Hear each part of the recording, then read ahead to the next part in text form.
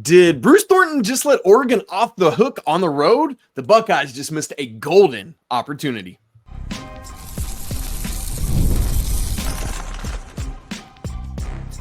You are Locked On College Basketball, part of the Locked On Podcast Network. Your team every day. Hey there, what's up? Welcome into the Locked On College Basketball Podcast, the only daily national college hoop show out there. I'm your host, Isaac Schade, and you're joining me at the place to get your college basketball content every single day. It's all part of the Locked On Podcast Network. Thanks so much for making us your first listen or watch, and I want to remind you that you can catch every episode ad-free on Amazon Music. Special shout out to all the everydayers joining us and all the great members of the Locked On College Basketball Discord. This episode is brought to you by FanDuel. From big upsets to game-winning drives, the NFL playoffs are better with FanDuel. New customers, you can bet $5 and get $200 in bonus bets guaranteed. Visit FanDuel.com to get started. Man, it is great to be joined today on Friday by our guy, Cameron Salerno, CBS college sports writer, does both football and basketball. And so it's a busy season for Cam right now as we're wrapping up football, getting into basketball. Brother, it's great to have you. And folks, just for your awareness, Cameron lives in Culver City there in California, just miles away from where the fires are going right now. So we'll ask him about that. But my man, we're praying for all of you guys out there because I know it's a crazy time. It is a crazy time. And, it's just really sad what's going on in LA right now. And luckily I'm farther away from the evacuation zone, so hopefully I won't have to evacuate, but just so sad to see what's going on in LA right now and all throughout Southern California. It's really sad for sure. Well, hopefully they get these things extinguished sooner than later. Guys, holy smokes. We're recording this actually behind the scenes on Thursday evening, literally right after Notre Dame's wild victory over Penn State in the CFP semis. Crazy stuff. Marcus Freeman is an absolute dude. I love him. Cameron, we've got on the show today another great weekend of conference action. We've got 18 of the AP top 25 playing on Saturday. 10 of the AP top 17 are on the road. We've got 2 ranked-on-ranked SEC matchups. The top 6 in the Mountain West are all playing each other. All sorts of great action we're going to get you ready for. So all of that coming up. But here's where we want to start first. We got to get to Thursday night's action because we had 3 ranked Big Ten teams in action, 2 of them on the road. All of them come away victorious. Number 15, Oregon over Ohio State, 73-71.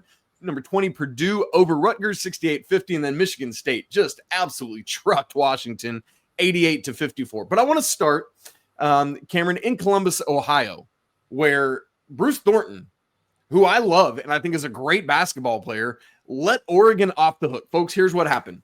We got 7.5 seconds to go. A couple Jackson Shelstad free throws puts Oregon up 1. Bruce Thornton gets the inbounds, runs all the way up the court, little token pressure from Oregon. And I'm like, oh man, this dude's got plenty of time, going to get to the rim, and great things are going to happen.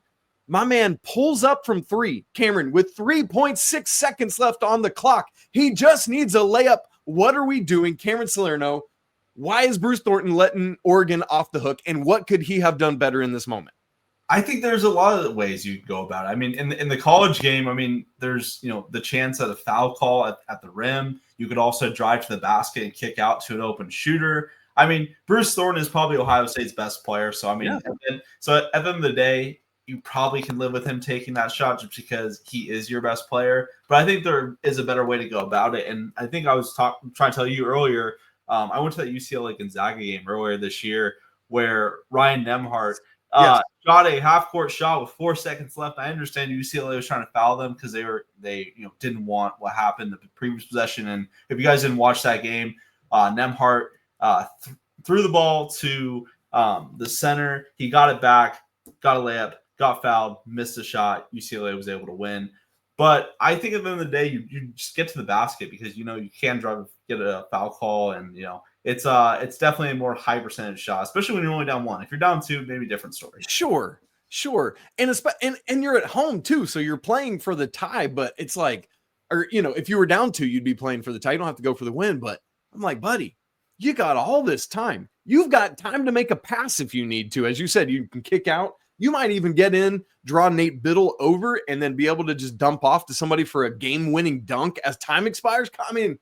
Bruce Thornton's got to be kicking himself over that a little bit. On the Oregon side of it, though, obviously a massive road win for the Ducks, who were still probably swimming a little bit from that embarrassment they had at home against Illinois this time last week, which was crazy. And so a big win for the Ducks, big missed opportunity, I think, for Oregon on the road.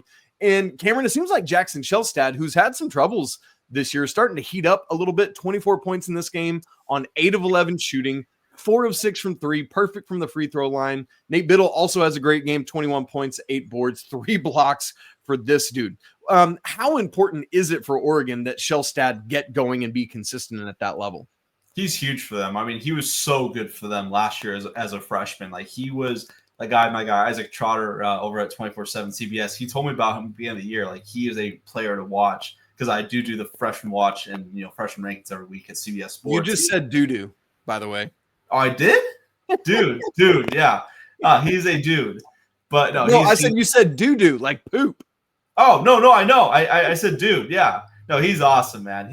Jackson Shelstad's amazing. Like, he's a great player, and I think he's a key person for that Oregon team.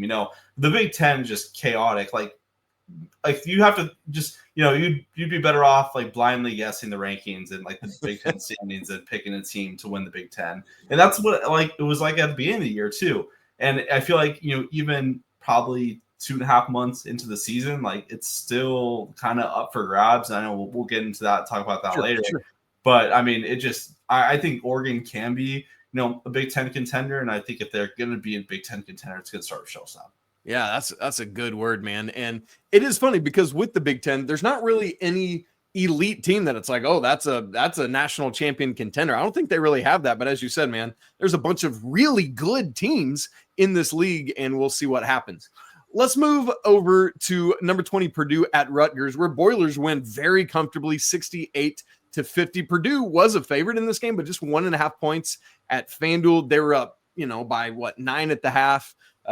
Ace Bailey, Dylan Harper had half of Rutgers points at that point, but man, they finished. Usually we've seen these guys get not only a high volume of shots, but also knock a good number of them down. A little bit tougher on Thursday night as they combined to go just 7 of 24 from the field. And then as a team, if they're not shooting well, obviously Rutgers as a team isn't. They finished 32.7%. Cam, it's tough out here for Rutgers. We'll talk some of the numbers here in a second, but on a night when neither Dylan Harper or Ace Bailey are really just kicking on all cylinders, it's tough to win, and especially against a Purdue team with Braden Smith running the show. Well, let's be honest. Like, Rutgers has a better chance of missing the Big Ten tournament than they do the NCAA tournament this point. It's getting to that point because, the new Big Ten format is the bottom 3 teams do not make the conference tournament, and I think Minnesota is starting to become kind of a lock to miss the Big Ten tournament. Rutgers might miss the Big Ten tournament. And then, that last spot is going to be up for grabs. Washington, we'll get into them really next. Contender, yeah. They've been a little disappointed. I know it's first year for Danny Sprinkle, and I think he's a great coach. Like, I really loved him at Utah State. But at the end of the day, like, I think they're really kind of spiraling. And the stat I'll give you is a team with 2 top 5 players in the same recruiting class have never missed the NCAA tournament. Coming into the year, I believe there was 8 such instances of teams that had 2 top 5 recruits. Duke also had 2 top 5 recruits this year. They're probably going to make the tournament. And I think they're pretty safe, yeah. I would predict they're going to make the tournament. I think that's might be going out a little. That's a bold prediction, Cameron Salerno. Yeah. Come on. Yeah, they might make the tournament, but Rutgers is they're real danger. Like, they're at the point where I have a hard time seeing them make the NCAA tournament. And I think the craziest part about Rutgers is they were preseason top 25. I think they're ranked 25th.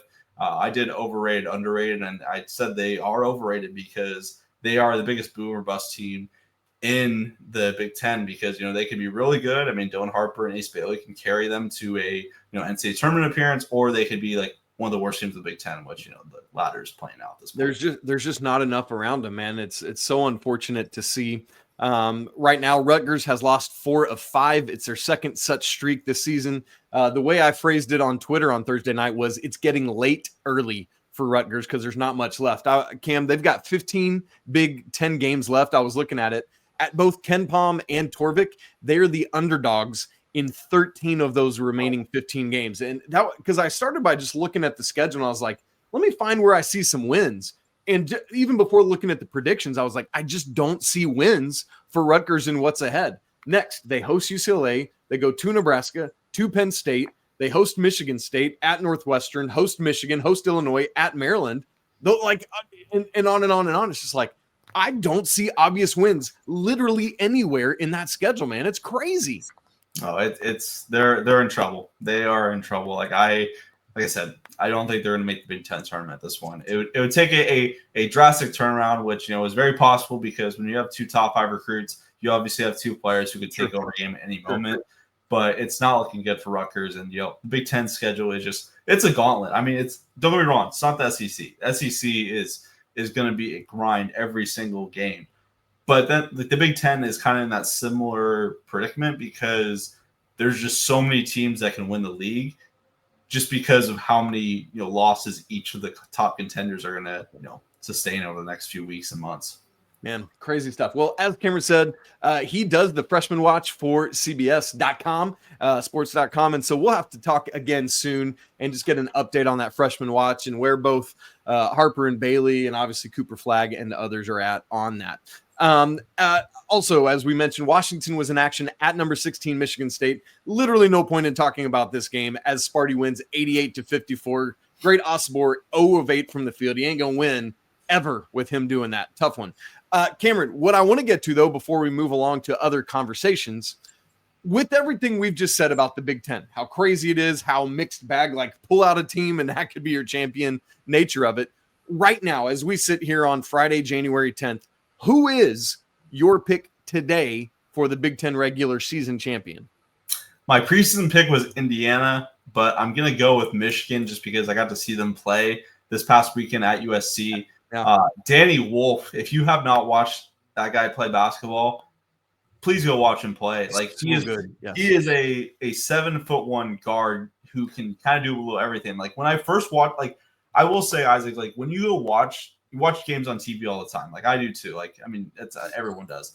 But when you go see a player play in person and you're like super close to them and then you see like how they move and like how they shoot and their shot mechanics in person, like it's alarming. And when I saw Danny Wolf play, like I immediately thought like he reminded me of someone. The guy he reminds me of is Alfred Sengun, who's the center of the Houston Rockets. Like he moves super similarly. Like they have a lot of like the same post moves. So Michigan is my pick, and I love what Dusty May is doing in year 1 in Ann Arbor.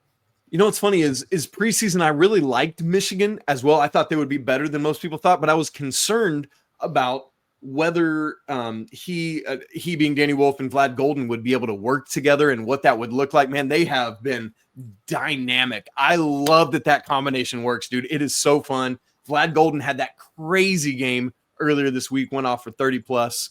And so it's neat to see. Actually, Michigan would be my pick. So since you said them, I'll go with pick 1B. And that's the Illinois Fighting Illini. And what I love is that Coach Underwood said preseason he knew this team was going to be great offensively, and they have been. But what's crazy is he thought they would be like awful, like terrible defensively.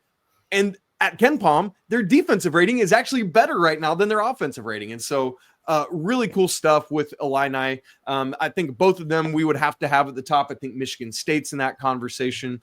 And, maybe I don't know, Purdue, we'll see. But those are probably the 4 that I would have as the contenders for the championship right now. All right, Cameron Salerno, listen to this, my man. 10 of the AP top 17 teams are on the road on Saturday. 8 of those 10 against unranked opponents. It's time to start separating the elite teams from the merely good teams. Who of those 10 is going to lose? We'll talk about it coming up in just a second. Right after I tell you about TurboTax. Hey, are you tired of endless waiting, worrying about your taxes? Well, that is a thing of the past thanks to Intuit TurboTax. You see, taxes don't have to be complicated or stressful because TurboTax is here to change the game by matching you with a TurboTax expert who can get to work on your return right away. No more waiting for answers. No more wondering if you're missing out on deductions. Whether you've got one form or 20, TurboTax experts give your taxes their undivided attention while you get real-time updates on their progress so you can focus on what really matters. You won't have to lift a finger, but you'll get the peace of mind knowing that your taxes are being handled by the pros. Are you ready for stress-free taxes and the most money back guaranteed? Head over to TurboTax.com today and get matched with your expert who's ready to take your taxes off your plate so you can focus on your day. Only available with TurboTax Live full service, real-time updates only in the iOS mobile app. See guaranteed details at TurboTax.com/guarantees. All right, Saturday. I'm calling it Road Saturday, and here's why. 5 of the AP top 6 teams are on the road. 7 of the AP top 10 teams are on the road. And 10 of the AP top 17 are on the road. It is crazy. Let me read through these, Cam, and then I want to ask you, of the 7 top 10 teams that are on the road, which of them are going to lose? I'll just scuttle through it real quick here. Number 1, Tennessee at Texas. 2, Auburn at South Carolina. 3, Iowa State at Texas Tech. Number 5, Alabama at number 10, A&M. 6, Kentucky at 14, Mississippi State. Number 8, Florida at Arkansas. Number 9, UConn at Georgetown. Number 11, Kansas at Cincinnati. Number 12, Houston at Kansas State. And number 17, Oklahoma at UGA. So, Cameron, crazy that that's all happening on one day. Of the top 10 AP teams that are on the road, which of those teams is going to lose? My man, put your flag in the ground and claim it. I'm going to go with Florida, and it's not for the reason you think, because how many times have we seen the team get an emotional win over, a top 1 team, a top 2 team, a top 3 team, and then they have to play a really tough game the next day or, next game and, struggle. Arkansas is kind of in, I wouldn't say desperation mode just because it's super early in the SEC slate. They're only 0-2. But I will say if Arkansas starts losing a few of these SEC games, there's going to be a lot of fans who are not happy with Coach Cal in Fayetteville. So I'm going to go with that upset. I don't feel great about it, but I also, just because of how good Florida's looked, they should be Kentucky, but they held their own against Kentucky, and then they just obliterated Tennessee. So just some really impressive stuff from them. But I'm going to go with Arkansas just because, desperate times call for desperate measures. And when you're 0-2 in SEC play, and especially with how good the league is this year, you kind of have to start sacking some wins. So good chance for them to get a win on Saturday. Dude, I love that. And I think it's pretty safe to say they're going to have shoot around after they didn't the other day. I don't think Coach Cal is going to go to another ceremony on Saturday. But at the end of the day, I will just add one thing about that. Go ahead. I think it got kind of blown out of proportion, as far as the ceremony. Coach Calipari rides for his players, especially his ex-players. So I didn't really see that big of an issue with it, but also at the same time too, not having to shoot around before you put the number 1 team in the nation is pretty problematic, especially when you go do that. So if they have the shoot around, or even if they won that game, or even competitive in that game, I don't think anyone would have batted an eye. But once 2+2 comes around, it's everything adds up, dude. And look, for Arkansas, they've lost back-to-back games to Tennessee last Saturday, and then obviously to Ole Miss on Wednesday night. And Cam, while you were talking, I was like, when was the last time that Coach Cal lost 3 in a row? So I went back and looked. We got to go back to the 2020-21 season. That's the Kentucky team that, it's coming off that COVID year where everything was messed up. They were 9-16. It was an awful year. So they had multiple multi-game losing streaks. But February 3rd through 9th was the last time they lost 3 in a row, a John Calipari team. And, if you take that weird year out of the equation, let's do this in real time. Back to the last time before that, a Coach Cal team lost 3 in a row. You got to go back to the 17-18 season when they lost 4 in a row. So it's this is an unprecedented possibility we're talking about here. And so all of that put together with what you said, a little bit of desperation mode, it would be crazy. As for Florida, man, you're right. It's a crazy 8 days. They had that game at Rupp. Then they had to play Tennessee at home. Now they got to go to Fayetteville. And that's crazy to play Coach Cal's old team and his new team in 8 days of each other. But it's going to be really interesting. I like that call to see if Arkansas can upset maybe an emotional Florida team. Although Ken Palm does have this game, Florida -6. As for my top 10 team, I'm going to go with that's going to lose. Give me Kentucky losing on the road at Mississippi State. Cameron, I'm wondering if a lot of people maybe haven't really realized yet just how good Mississippi State actually is.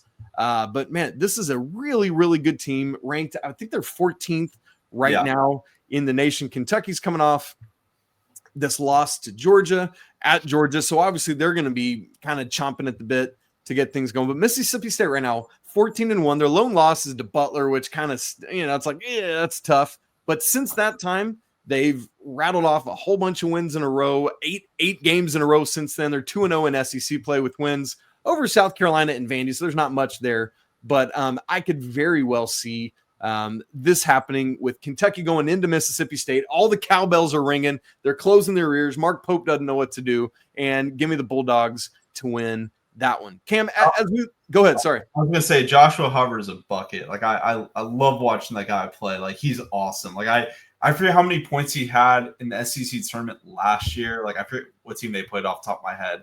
But I just remember he went off, and like I remember he was someone who just had a really good freshman season. So it was cool to see him come back. Like I think he's the kind of player that I think we might look back on in like 10 years and be like, he was a really good 4-year player for that program. So really good player. Love watching him play. So yeah, I definitely could see that happening. And Kentucky, like I'm still trying to figure them out. They're really elite offensively, and like I love what Mark Pope's doing with them, and like they were kind of like anytime you bring in a whole new team of transfers, like you just never know what you're going to get, just because it's just different play styles, different players from different backgrounds and different teams, and so for them to be as good as they are, like I think is really impressive in itself. And I mean, I think if you asked 100 Kentucky fans, would you rather have Mark Pope or John Calipari right now? I think most of them would say Mark Pope. So good things happening in Kentucky, but yeah, I agree with your pick, Isaac. I think Mississippi State's going. And to be fair, like in difference from your game, even though Kentucky is the better ranked team, Mississippi State is actually favored at home, at least by KenPom, by 6. We don't have the FanDuel line out yet. So I guess I'm cheating a little bit with that because it's not even technically an upset, but whatever. It's a AP ranking upset. So we're counting it. The other ranked on ranked matchup we have Saturday is also in the SEC. Number 5, Alabama at number 10, Texas A&M. A&M coming off that almost kind of miracle victory against Oklahoma earlier this week. Big time comeback. They did not have Wade Taylor IV. I think Oklahoma's probably kicking themselves a little bit for letting that one slip away. We don't yet know WT4's availability for Saturday. It was a lower body injury, as everything is these days, undisclosed other than which hemisphere of your body it's in. I guess that's all we get now. But Alabama, man, has been really cooking lately, it feels like to me. KenPom has this one, though. A&M by 1 at home. Cameron, does that feel like a wrong team favored scenario to you, or do you think that A&M can get this W over Nate Oates' club? I think Alabama's going to win. Like I really love that team. I mean, Mark Sears is kind of coming along. I know he kind of struggled a little bit, in previous weeks, but it seems like he's kind of getting his play back on track. And like he was a guy who's I wouldn't say a consensus just because there was a lot of guys who threw out, but like he was our preseason player of the year at CBS Sports. So super talented player. Love watching him play. And I think this Alabama team is elite offensively, and like they were also the popular pick to win the SEC. So I feel like I wouldn't say people have forgotten about how good Alabama is, but I think they're going to kick it into a second gear and really show that they're a consensus top 5 team, even though they already are. So I like Alabama this weekend. Dude, that's a good word, man. They're 5th in the nation, but I'm right with you. I hadn't really thought about it until you just said it, but Alabama is somehow kind of flying under the radar right now. And that's a little bit wacky. And so, man, that's a great point, Cameron. So lots of other, again, as we said, lots of other ranked teams on the road. UConn trying to get back in the win column, heading to Georgetown. Man, that's a great spot for Georgetown. We'll see what can happen there after UConn fell to Villanova. Apparently I'm German now. And hey, they're willing their way to a victory. I mean, I thought Villanova was dead in the water. Like as in the season, beginning of the season, and the way they've turned around their season is just incredible. It's one of the best storylines, I think, of the entire season. So shout out to Villanova. I think they're getting it done. So good for Cal Neptune. And they had to defend so many times at the end of that game the other night. UConn just kept getting the ball and just defended. Good stuff there. All right, Cameron. The UCLA Bruins are apparently a soft basketball team, according to Coach Mick Cronin. How are they going to respond to their coach's comments tonight when they got to go to Maryland on the other side of the country? We'll find out about that in just a second. Right after I tell you about FanDuel. From big upsets to game-winning drives, the NFL playoffs are always better with FanDuel. Because right now, new customers can bet $5 and get $200 in bonus bets guaranteed. That's $200 in bonus bets. Whether you win or lose, man, that's incredible. The FanDuel app gives you everything you need for live bets, same-game parlays, and so much more. This game we're just about to talk about, number 22 UCLA at Maryland. The Terps are favored by 4.5. In this one, Derek Queen needs to have a game. If you want to go check out that line or any of the great stuff coming up this weekend, do it all at FanDuel.com, where you can get started with $200 in bonus bets at FanDuel.com. Make this playoff season unforgettable with FanDuel, an official sportsbook partner of the NFL. All right, Cameron, number 22 UCLA at Maryland tonight, Friday, 8 p.m. on Fox. And as we said, FanDuel has it by Terps by 4.5. Apparently, their coach's name is now the Fightin' Mick Bruins. And so I'm just going to continue to lean into that because it's kind of hilarious. Awesome.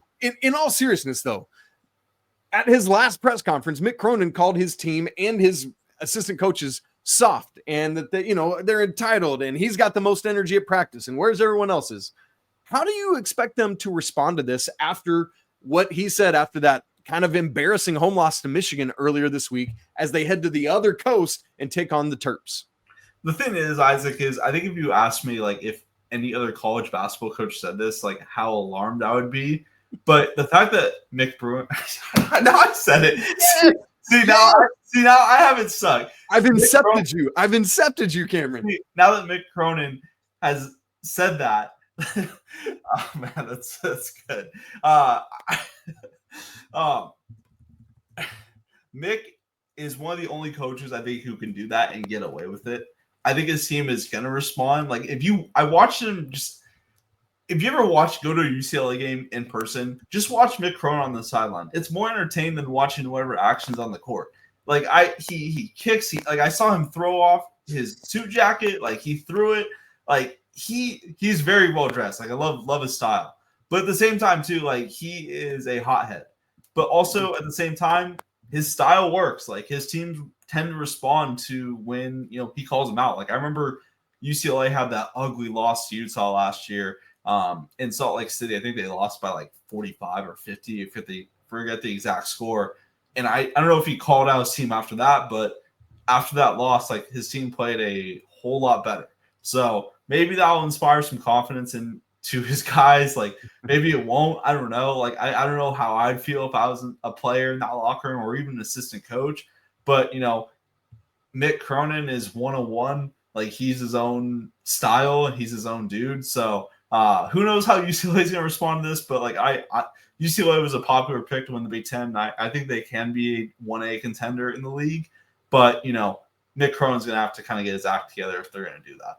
Yeah, UCLA lost that game at Utah last year, 90-44 by 46 points. That's insane. But then, to your point, they reeled off 8 of their next 9 after that, Cameron. And so, I mean, it worked. So we'll see if it can work again. That's the game I'm most excited about tonight.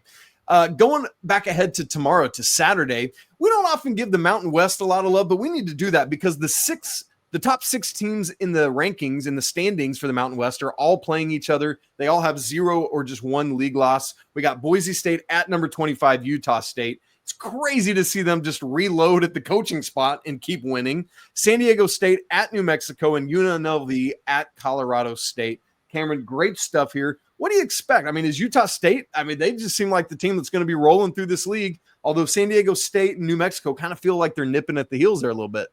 I will say, like, Utah State, like the fact that they've reloaded after 3 coaches in 3 years, if I'm not mistaken. Yeah. It's unbelievable. Like, especially, but I will say the Mountain West is one of the most exciting leagues in America. Like, it's so fun to watch. Like, I know maybe this year isn't as good as last year, but last year was box office every single night. Like those random Tuesday nights when you'd stay up till like 8 or 9 p.m. Pacific and watch whatever team was playing was awesome. So love the Mountain West. I will say, like, Brian Dutcher is an amazing coach. Like, I feel like San Diego State's kind of like in that same boat. Like they tend to lose. They've lost a lot of key players. I mean, Lamont Butler is starring at Kentucky, and they still have found a way to reload and still be a Mountain West contender. So yeah, a lot of love for the Mountain West. I love that league. It's awesome. I mean, New Mexico, that environment in New Mexico is one of the best in college basketball. I haven't had a chance to watch or see in person, but seeing pictures, videos, and watching on TV is incredible. So Donovan Dent's an absolute dude. The Lobos join Utah State as the two undefeated teams in conference play right now, both sitting at 5-0. Going to be a lot of fun to watch those. Cameron, got a couple of other games we can just touch on real quick, but I do want to update the DePaul watch. This is becoming a thing for me now. DePaul had a big opportunity earlier this week against Seton Hall, who also is winless in Big East play, and they lost in overtime. I was so bummed. So now DePaul's Big East regular season losing streak is up to 37 games. They this weekend are hosting Xavier, who's 1-4 in Big East play. The streak's at 37. This game's at 4 p.m. Eastern on FS1. Let's go, Blue Demons. You got to do it at some point. All right, Cam, a couple other games to keep our eyes on Saturday. We've got USC at number 13, Illinois. Louisville at Pitt. The Cardinals have been playing better. They've got a couple big ACC wins. Pittsburgh's coming off that embarrassing loss to Duke earlier this week. FSU at Clemson. The Seminoles are playing a little bit better this week, so a great opportunity to prove it on the road against Clemson. Villanova, who you mentioned earlier, is on the road at St. John's. Oh, baby, there's no way to follow up that UConn win than by going to St. John's and knocking off the fighting Rick Pitino's. Baylor at Arizona State. Don't mess around there, Baylor. And then UCF at Arizona. Arizona seems to be turning a corner, and we'll see what happens there. Cam, out of all of those really intriguing storylines around the country on Saturday, what do you make of any of that other action I just rattled off?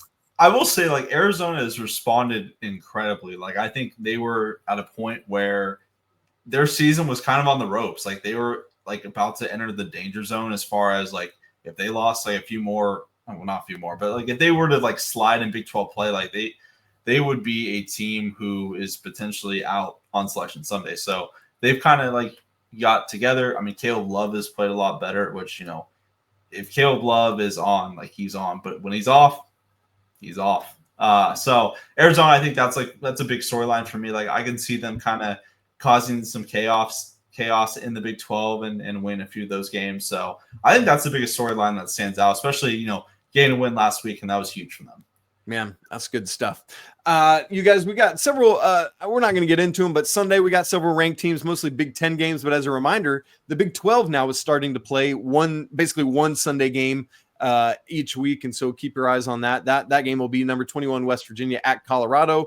And then we got a host of Big 10 games as well. Those are kind of the marquee games of Sunday. I do want to remind you that now our brand new show on Saturday nights, Locked On College Basketball Saturday Game Night, that'll be hosted by our good friend Leaf Tulane right here on the show, and either Andy or I will join him, just recapping all of Saturday's great action as stuff is wrapping up. Man, we had a great group in there with us last week, so it's a great way to come and wrap up Saturday night. Cameron, before we get out of here, I know you mentioned just a little bit about what's going on with the Fires, and just wanted to give you an opportunity, just if there was anything else you wanted to say or what you've seen or heard or things that are going on out there, because I know a lot of people are wondering either how they can help or just how they can be, for people that are people of prayer, how they can be praying, anything like that, man. Would you just say a couple words on some of that?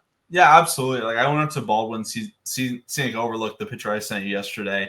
And it's probably not far from my place, maybe to about 10 minutes. And you can overlook where you can kind of see the whole city, and you can see downtown LA, you can see parts of Santa Monica, and you just saw all the smoke in the background. And honestly, it was pretty surreal.